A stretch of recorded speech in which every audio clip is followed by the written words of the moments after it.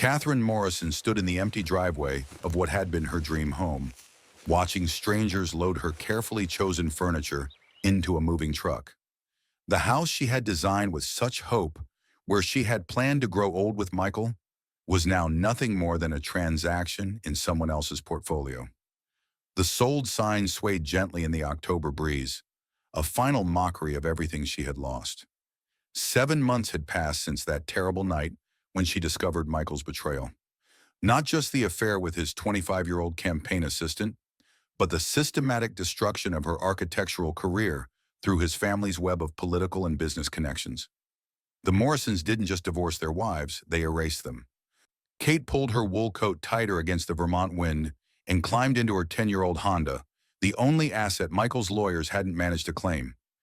In the passenger seat, her 7-year-old daughter Emma sat quietly, clutching a stuffed rabbit that had seen better days. The child's once bright eyes had grown solemn in recent months, watching her mother struggle to rebuild a life from ashes.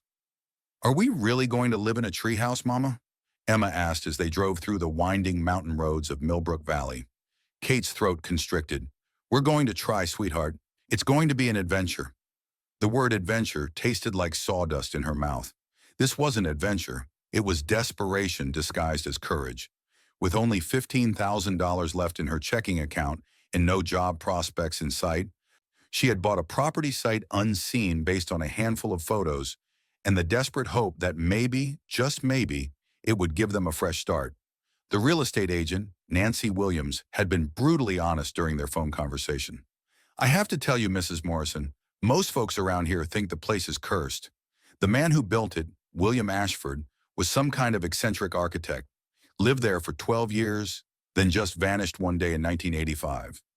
Never found a body, never found a note, just gone." But Kate had seen something in those photographs that Nancy couldn't understand. The treehouse wasn't the work of an eccentric. It was the creation of a master craftsman.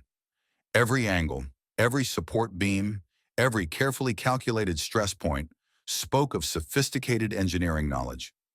Someone who truly understood the marriage between human shelter and natural environment had built this structure. The Honda's engine labored up the final hill, and suddenly there it was, rising 35 feet above the forest floor, embraced by a circle of ancient oak trees. The treehouse commanded the landscape like something from a fairy tale. A suspension bridge connected the platform to solid ground, its wooden planks weathered but intact. Emma pressed her face to the window. "It's beautiful, Mama." Kate felt tears prick her eyes. For the first time in months, her daughter sounded like herself again. They parked at the base of the trail and began carrying their meager possessions across the bridge that moved gently beneath their feet.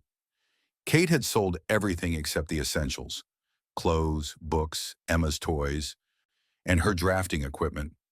She might have lost her career, but she would not lose her identity as an architect. The interior of the treehouse took her breath away.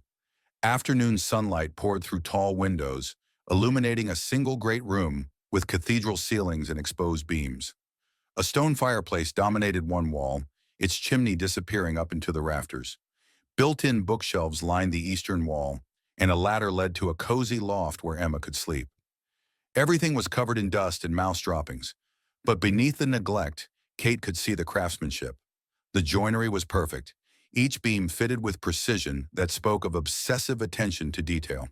The windows were positioned to capture both sunrise and sunset. Even the plumbing, though basic, was expertly installed. "Mama, look!" Emma had climbed to the loft and discovered something tucked behind one of the rafters. She handed down a child's drawing, a crayon sketch of a secret garden with flowers and butterflies. At the bottom, in careful child's handwriting, "For whoever comes next, you are not alone." Kate's hands trembled as she studied the drawing. Someone else had been here, someone who understood loneliness and had tried to leave comfort for the next lost soul. She folded the drawing carefully and tucked it into her jacket pocket. That first night, they sat on the floor eating peanut butter sandwiches by firelight, the only sounds the whisper of wind through leaves and the distant rush of Millbrook Creek. For the first time in months, the constant knot in Kate's chest began to loosen slightly. "I like it here," Emma said sleepily. "Me too, baby," Kate whispered, though she wasn't entirely sure it was true yet. The next morning brought their first taste of small-town scrutiny. At the general store, conversations died when Kate walked in. Women with perfectly styled hair and expensive fleece vests examined her with barely concealed judgment. The cashier, a teenager with bad skin and worse attitude, rang up their groceries in hostile silence. "You're the one who bought the crazy treehouse," he said finally. It wasn't a question. "That's right," Kate replied, meeting his stare. "Good luck with that," he muttered, but his tone suggested he hoped for quite the opposite. Outside, a group of mothers stood by their SUVs, openly staring. One of them, a blonde woman with sharp features and an expensive handbag, approached with a smile that never reached her eyes. "I'm Jennifer Walsh," she said, "president of the Millbrook Valley Women's Community Group. We wanted to welcome you to town." Kate sensed a delegation when she saw one. "That's very kind." "We're just concerned about the living situation," Jennifer continued. "A treehouse really isn't appropriate for raising a child. We've already spoken to the school principal and county services about doing a wellness check." The words hit Kate like a physical blow. They were going to try to take Emma. These self-righteous women who knew nothing about their situation were going to try to destroy the one good thing she had left. "The structure is sound," Kate said, forcing her voice to remain steady. "I'm a licensed architect. I know what constitutes safe housing." "We're an architect," another woman corrected with false sympathy. "We heard about your difficulties." Heat flooded Kate's cheeks, but before she could respond, a gravelly voice interrupted. "These ladies bothering you?" A man in his 60s approached, wearing paint-stained coveralls and carrying himself with the easy confidence of someone who worked with his hands. His eyes were kind but sharp, taking in the scene with practiced assessment. "Jim Patterson," he said, extending a calloused hand to Kate. "I run Patterson Construction. You're the architect who bought the Ashford place." "Catherine Morrison," she replied, grateful for the intervention. Jim's eyes lit with interest. "You know what you're looking at up there? That's some of the finest timber framing I've ever seen." William Ashford knew what he was doing.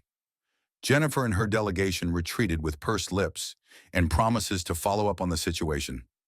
After they left, Jim shook his head in disgust. "Don't mind them," he said. "Small towns breed small minds sometimes. But if you need work, I could use someone who understands structures. Most of the folks I hire can swing a hammer, but couldn't read a blueprint to save their lives."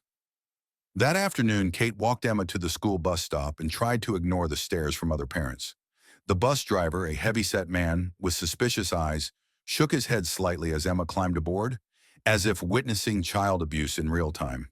When Kate returned to the treehouse, she found an elderly woman waiting at the base of the trees.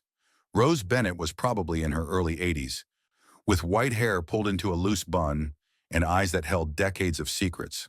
She carried a basket covered with a checkered cloth. "I brought soup," Rose said simply, "and cornbread. Figured you might be too tired to cook after moving." Kate felt her eyes water at this simple kindness. "That's very thoughtful. Would you like to come up?" Rose studied the bridge with calculating eyes. "I'm afraid those days are behind me, dear, but perhaps you could come visit me sometime. I live about a quarter-mile down the road. The blue cottage with the overgrown garden." That evening, after Emma fell asleep in the loft, Kate sat by the fire and really examined the treehouse for the first time.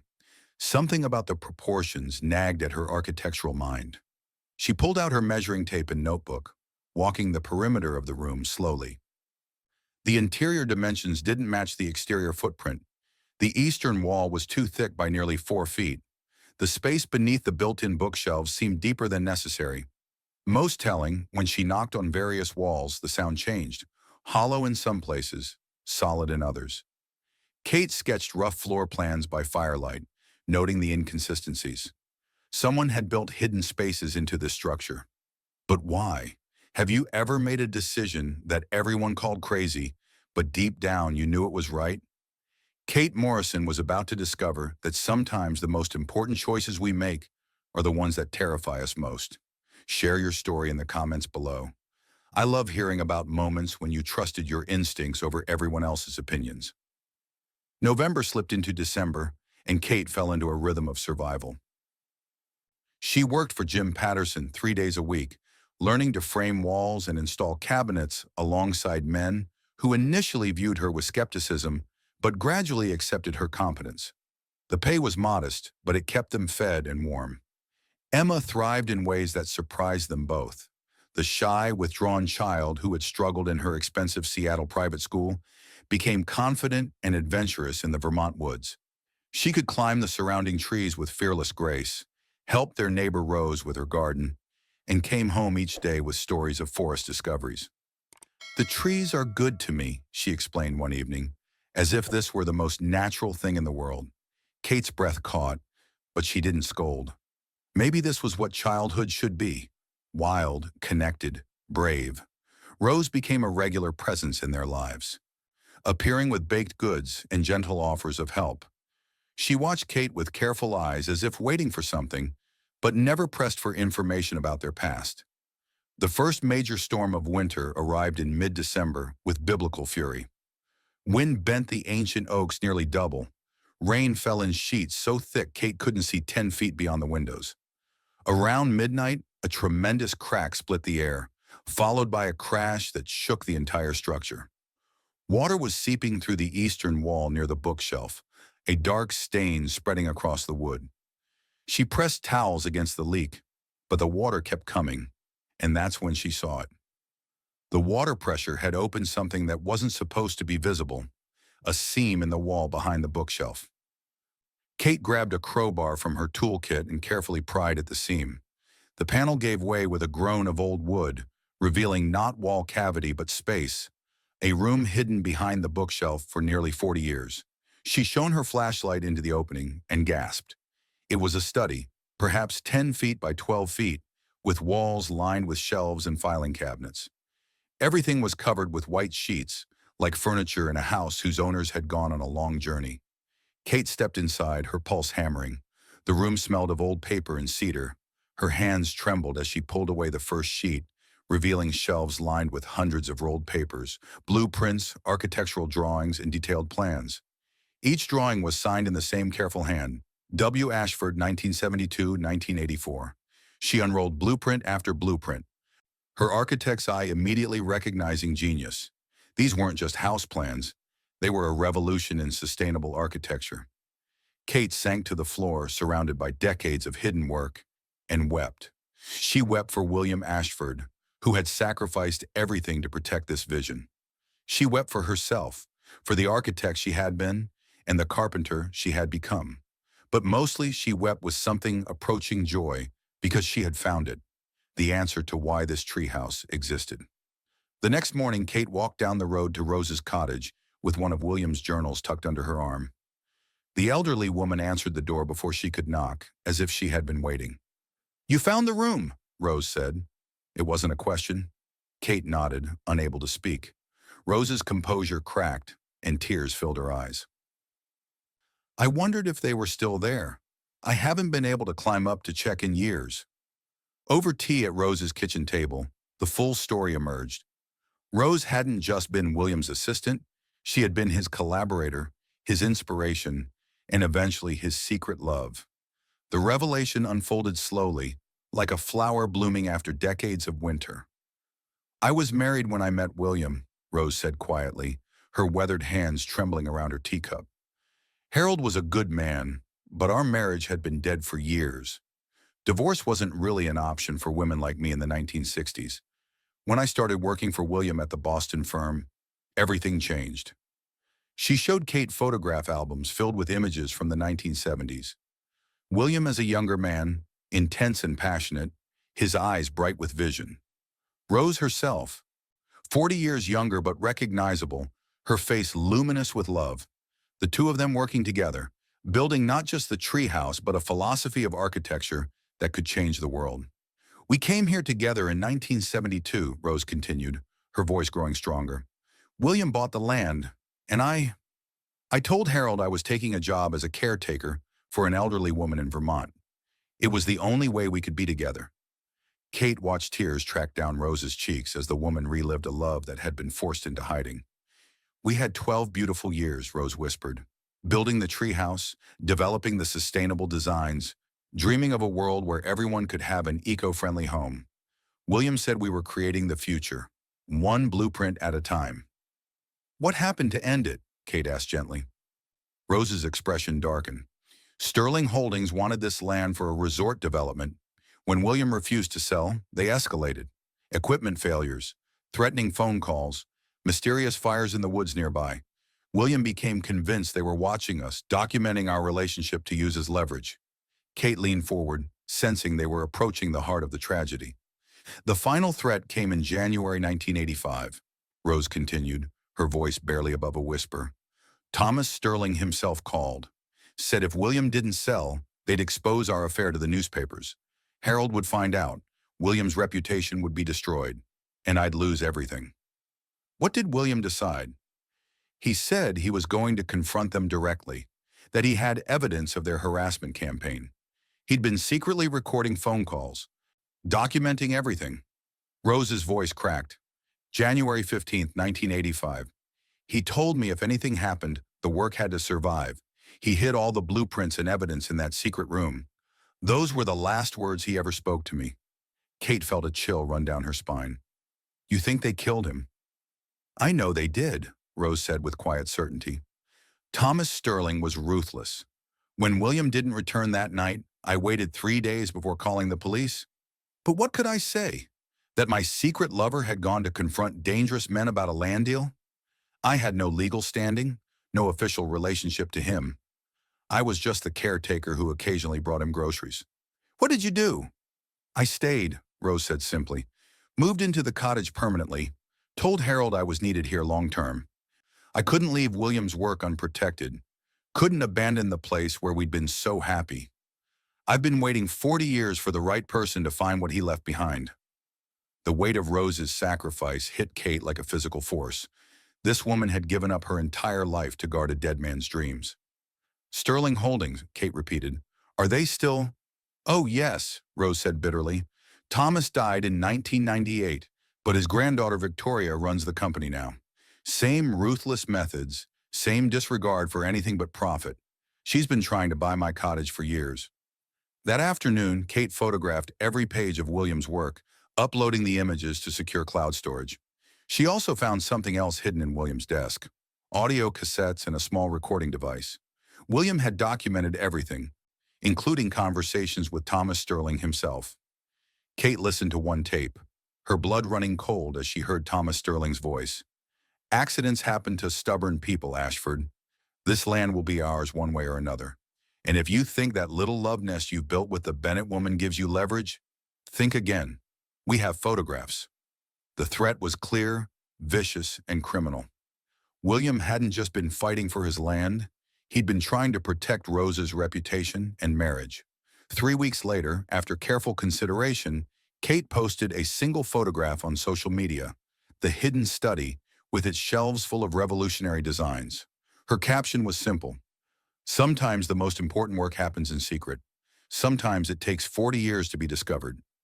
This is the hidden legacy of architect William Ashford. The response was immediate and overwhelming. Within 6 hours, the post had been shared 12,000 times. Architecture blogs picked up the story. Environmental groups hailed it as proof that sustainable housing had been achievable for decades. But it was the phone call from Victoria Sterling that changed everything. Mrs. Morrison? The voice was crisp, professional, dangerous. I'm Victoria Sterling, senior partner at Sterling Holdings. We need to discuss your recent social media activity. Kate's breath caught. Ms. Sterling. Those designs you've discovered belong to my company. William Ashford worked under contracts with architectural firms that Sterling Holdings acquired in the 1980s. I'm prepared to offer you substantial compensation for returning our property. William created those designs after leaving commercial architecture, Kate replied, her voice steadier than she felt. Can you prove that? Victoria's tone was silk over steel. Because I have contracts, payment records, and legal documentation that says otherwise. I'll be in Millbrook Valley tomorrow. I suggest we resolve this amicably. That night, Kate couldn't sleep. She sat in the hidden study, reading William's journals by lamplight, looking for ammunition in the legal battle that was surely coming. Victoria Sterling arrived the next afternoon in a black town car that looked like something from a funeral procession. She was perhaps 45, tall and elegant, wearing a charcoal wool coat that probably cost more than Kate's monthly expenses. Her silver-streaked hair was pulled back in a perfect chignon, and her eyes were the color of winter sky. But as Victoria climbed out of the car, Kate noticed something unexpected. The woman's hands were shaking slightly, and there were dark circles under her carefully applied makeup. "Miss Sterling," Kate said, climbing down from the treehouse to meet her at ground level. "Mrs. Morrison." Victoria's smile was sharp as winter ice. "I trust you've considered my offer." "I have," Kate replied. "And the answer is no." Victoria's expression hardened. "I don't think you understand your position. Sterling Holdings has resources you can't imagine. Legal teams, political connections, the ability to make your life very difficult. Is that a threat?" "It's a reality," Victoria said. "My grandfather built Sterling Holdings from nothing. William Ashford tried to destroy that legacy with his naive idealism. I won't let romantic stories about some tragic artist tarnish my family's reputation." But as Victoria spoke, Kate noticed the woman's facade beginning to crack. This wasn't just about business. This was personal in ways Victoria was struggling to hide. "You know what really happened to him, don't you?" Kate said quietly. Victoria's composure fractured for just a moment, and Kate glimpsed something raw underneath. Guilt, perhaps, or long-buried pain. "I know that obsessive men sometimes disappear when their delusions become too much to bear," Victoria said, but her voice lacked conviction. "I have recordings," Kate said, "your grandfather's voice, making explicit threats, threatening to expose William's relationship with Rose Bennett, audio evidence of harassment, extortion, and implicit murder threats." Victoria went very still. For a long moment, she stared at Kate with an expression of dawning horror.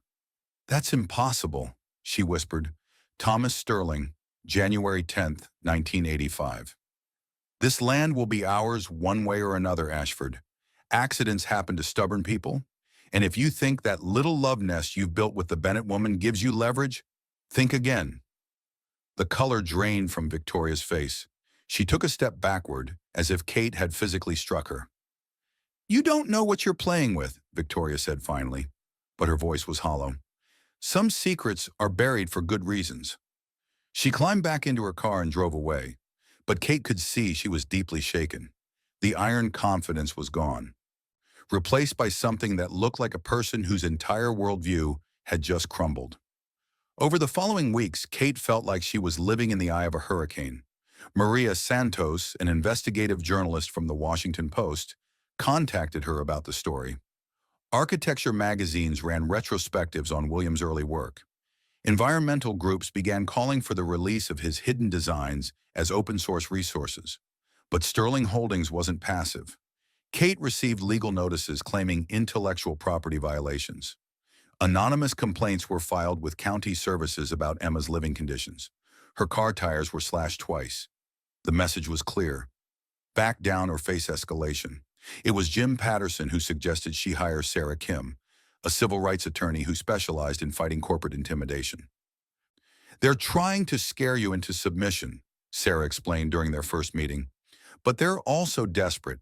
If Williams' designs become public, it proves that affordable, sustainable housing has been possible for decades. That's devastating for Sterling's business model." "What do you need from me?" Kate asked. "Everything. Every document, every recording, every piece of evidence William left behind. We're not just fighting for property rights. We're fighting for justice." The legal battle stretched through winter and into spring. Sarah filed countersuit after countersuit, turning Sterling's aggressive tactics against them. Media attention intensified as more details emerged about William's disappearance and Thomas Sterling's business practices. Meanwhile, something unexpected was happening to Victoria Sterling. The audio recordings Kate had revealed haunted her. She found herself researching her grandfather's business dealings, digging through family archives she'd never wanted to examine. What she found destroyed her. Not just evidence of William Ashford's murder, but decades of harassment, bribery, environmental destruction, and worse. Her grandfather hadn't been the honorable businessman she'd been raised to revere. He'd been a monster who'd built an empire on other people's suffering. The revelations broke her. Victoria stopped sleeping, stopped eating properly, and began drinking heavily. Her board of directors grew concerned about her erratic behavior. Her marriage fell apart. Everything she'd built her identity around crumbled as she faced the truth about her family's legacy. 8 months after their first confrontation, Kate was invited to speak at the New England Architecture Summit, a prestigious gathering of industry leaders and policymakers. Standing before 600 professionals in Boston's Convention Center, Kate felt the weight of history on her shoulders. "A year and a half ago, I lost everything," she began, her voice carrying clearly through the auditorium. "My marriage ended, my career was destroyed, and I found myself alone with my 7-year-old daughter and $15,000 to my name." She told them about discovering the hidden study, about Williams' revolutionary designs, about Rose's 40-year vigil, and about the decades-long cover-up by Sterling Holdings. These blueprints prove that affordable, sustainable housing isn't just possible, it's profitable to pretend it's not. William Ashford died protecting this knowledge. Rose Bennett sacrificed her life guarding it. I won't let their sacrifices be meaningless. The auditorium erupted in sustained applause. People stood, phones appeared to record the moment, and Kate felt something fundamental shift in the conversation about housing in America. But it was what happened after her speech that truly changed everything. Victoria Sterling was waiting in the parking garage, leaning against Kate's rental car like she'd been there for hours. She looked terrible, gaunt, hollow-eyed, wearing jeans and a simple sweater instead of her usual corporate armor. "We need to talk," Victoria said, her voice hoarse. "Really talk. Not as adversaries, but as two people trying to understand the truth." They drove to a quiet diner outside the city, where Victoria ordered coffee she didn't drink and stared out the window for a long time before speaking. "Sometimes the people who seem like our enemies are carrying their own burden of family secrets. Have you ever discovered that someone you thought was against you was actually fighting their own battles? Let me know. These stories of unexpected understanding always touch my heart." "I need to tell you something," Victoria said finally, "about my grandfather, about what I've learned." Kate waited, sensing the woman was fighting an internal battle that had been raging for months. "I was 12 when William Ashford disappeared," Victoria continued, "old enough to remember the conversations that stopped when I entered the room, the way my grandfather's business partners looked nervous around him, the way my grandmother started drinking heavily and never really stopped." Victoria's voice cracked as she spoke. "But I was raised on stories about what a great man my grandfather was, how he built Sterling Holdings from nothing, how he provided for our family, how he was fighting against communists and hippies who wanted to destroy American business." "What changed?" Kate asked gently. "Your recordings," Victoria whispered. "Hearing his voice saying those things, I couldn't ignore it anymore. So I started digging through family archives, reading documents I'd been told were too boring to bother with." Victoria pulled out a manila folder and placed it on the table between them. "I found letters, payment records, communications about making problems disappear. Not just William Ashford, dozens of people over the decades. Environmental activists, community organizers, journalists, anyone who got in the way of Sterling Holdings' expansion." Kate felt a chill run down her spine. "How many people?" "I don't know," Victoria said, tears streaming down her face. "I've been building my entire career on blood money. Every deal I've closed, every development I've approved, every family I've displaced, it's all been part of continuing his legacy." The weight of Victoria's revelation hung between them. This wasn't just about one murder, it was about a systemic pattern of corporate violence that had continued for decades. "The board is threatening to remove me," Victoria continued.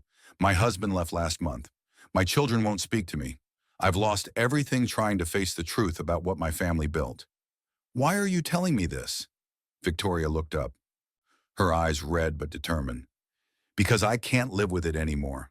Because those designs of Williams, they represent everything my grandfather tried to destroy. Hope, innovation, the idea that architecture should serve people instead of profit."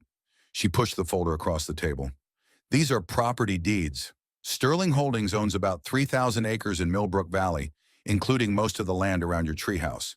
I'm transferring all of it to whatever foundation you want to create." Kate stared at the documents, hardly believing what she was seeing. "I can't undo what my grandfather did," Victoria continued, "but I can make sure William's work finally gets the chance to change the world. And maybe I can find a way to help build something instead of tearing it down." The transformation didn't happen overnight. Victoria faced fierce resistance from her own board of directors, lawsuits from family members who wanted to maintain the cover-up, and death threats from unknown enemies who benefited from Sterling Holdings' corrupt practices. But she persevered, slowly dismantling the empire her grandfather had built on intimidation and environmental destruction. She testified before federal prosecutors, providing evidence that led to dozens of indictments. She established a legal clinic to help families fight predatory developers. Most importantly, she donated Sterling Holdings' vast land holdings to conservation groups and housing nonprofits. The personal cost was enormous. Victoria lost her marriage, her relationship with her children, and nearly everything she owned. By the time the legal proceedings were finished, she was living in a small apartment in Boston, working as a public defender for a fraction of her former salary. But she had found something more valuable than wealth. She had found peace. 10 months after Victoria's confession, the William Ashford Foundation broke ground on their first housing development.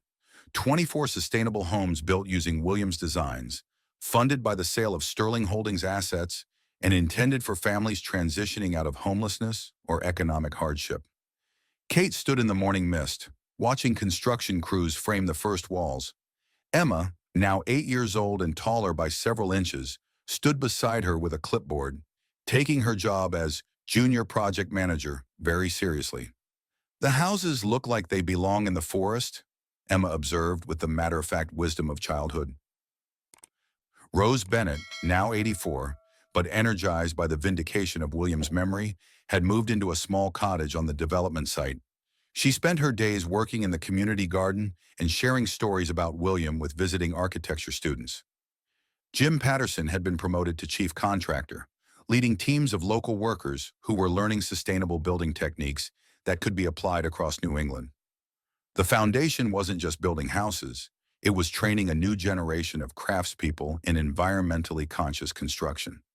Victoria Sterling worked quietly behind the scenes, using her legal expertise to navigate zoning laws and building codes. She sought no credit, no recognition, content to labor in anonymity, as if building houses could somehow balance the scales of her family's legacy. The families moving into the new homes brought Kate the deepest satisfaction. Sarah Martinez, a single mother of 3 who had been living in her car. Robert Rodriguez, an elderly veteran who had spent 2 years in homeless shelters. Young couples starting families, older adults downsizing from homes they could no longer afford, all finding dignity and security in beautiful, sustainable homes. One evening in late summer, Kate and Emma sat on the Treehouse platform, watching fireflies dance in the gathering dusk. The hidden study had been converted into a library and research center where architecture students came to study William's techniques. "Do you think Mr. William and Miss Rose are happy about what we built?" Emma asked, leaning against her mother's shoulder. Kate considered the question. "I think they'd be amazed that their love created something so beautiful. Sometimes when people love each other very much, that love keeps growing even after they're gone." Emma nodded thoughtfully. "I want to build houses too when I grow up, but maybe houses that can help animals as well as people." Kate smiled, remembering her own childhood dreams of impossible buildings. "That's a wonderful idea, sweetheart. Maybe you'll figure out how to make it work." The foundation had plans for 12 more developments across New England. Architecture schools were incorporating Williams' principles into their curricula. Environmental groups were using his designs as blueprints for sustainable communities worldwide. Most importantly, the conversation about housing in America had fundamentally changed. William Ashford's hidden legacy had proven that beautiful, affordable, sustainable homes weren't just possible, they were practical, profitable, and urgently needed. As autumn painted the Vermont hills in brilliant reds and golds, Kate received a letter that brought everything full circle. It was from the American Institute of Architects, informing her that she had been selected to receive the gold medal, the highest honor in American architecture. The letter noted that the award was being given not just for her work preserving and implementing William Ashford's designs, but for demonstrating that architecture's highest calling is serving those who need shelter most. Before we see how this remarkable journey ends, I'd love to know, what's one dream you've had to put aside that you'd like to revisit? Sometimes life gives us second chances when we least expect them. And don't forget to subscribe if you believe in stories about never giving up on what matters most. Kate read the letter twice, then walked to Rose's cottage to share the news. The elderly woman wiped her eyes with a dish towel and smiled through her tears. William would be so proud, Rose said. You did what he couldn't. You brought his work into the light. We all did, Kate corrected. You kept his memory alive for 40 years. Victoria chose justice over family loyalty. Emma reminded me what courage looks like. This belongs to all of us. That night, Kate stood once more in the hidden study that had changed everything. William's drawings had been digitized and shared freely online, downloaded in 47 countries by architects seeking sustainable solutions to housing crises worldwide. She thought about the woman she had been 18 months ago, broken, desperate, convinced her life was ending. That woman could never have imagined standing here now, surrounded by the fruits of William's genius, knowing that his vision was spreading across the globe. The treehouse settled around her with soft creaks and sighs, a living memorial to a man who had believed that shelter was a human right, not a luxury commodity. Through the windows, she could see lights in the homes below. Families reading bedtime stories, sharing dinner, building lives in structures designed with love and hope. Kate picked up William's final journal, the one where he had written his last entry before disappearing. If you're reading this, then the work survived. That's all that matters. The work survives. She added her own words in the margin. The work survives and it thrives. Thank you for believing someone would come along to continue what you started. Emma called down from the loft, where she was drawing pictures of tree houses with built-in bird nests. Mama, do you think our story will inspire other people to do brave things? Kate closed the journal and climbed the ladder to tuck her daughter into bed. I think brave things happen when ordinary people decide that making a difference is more important than being comfortable. Like you did when you bought the treehouse. Like we all did together, sweetheart. We chose hope over fear, and look what grew from that choice. Rose Bennett passed away peacefully that winter at the age of 84. She died in her sleep, and Kate liked to think she had finally been reunited with William after 40 years of waiting. Her funeral was attended by hundreds of people. Architecture students, families living in William's designs, environmental activists who had been inspired by the story. In her will, Rose left a letter to Kate. Thank you for setting us free. William's work, my vigil, our love, it all meant something because you were brave enough to see the value in what others called worthless. Love doesn't die when people die. It transforms into action, hope, and change. That's what you've given us. 5 years later, the William Ashford Foundation had completed 18 developments across 6 states, housing over 400 families in sustainable, affordable homes. Emma, now 13 and already showing an aptitude for engineering, had designed her first successful bird habitat integration for the foundation's newest project. Kate received a letter from Victoria, who was now running a legal aid clinic in Detroit, helping families fight gentrification and predatory development practices. I'll never be able to undo the harm my family caused, Victoria wrote, but every family I help stay in their home feels like a small step toward redemption. Thank you for showing me that it's never too late to choose justice over comfort. The treehouse still stood in Millbrook Valley, now a registered historic site and learning center, where thousands of architects came each year to study William Ashford's techniques. And in the hidden study where it all began, his words remained on the wall, written in Kate's careful hand. The work survives, and it thrives. 10 years after that first desperate winter, Kate stood before the United Nations Climate Summit in Geneva, presenting the foundation's latest innovation, a collaboration with indigenous architects to develop climate-adaptive housing for vulnerable coastal communities. Emma, now 18 and studying sustainable engineering at MIT, watched from the audience as her mother demonstrated how William Ashford's 40-year-old designs had evolved into cutting-edge solutions for a warming world. The woman who had bought a treehouse in desperation had become the guardian of a revolution that proved sustainable. Affordable housing wasn't just a dream, it was an achievable reality that could adapt to meet the challenges of a changing planet. Because sometimes the most important thing we can do is believe that our dreams, no matter how impossible they seem, are worth protecting until the world is finally ready to embrace them. And sometimes, if we're very lucky, love survives even death to transform into something that changes the world. one foundation at a time.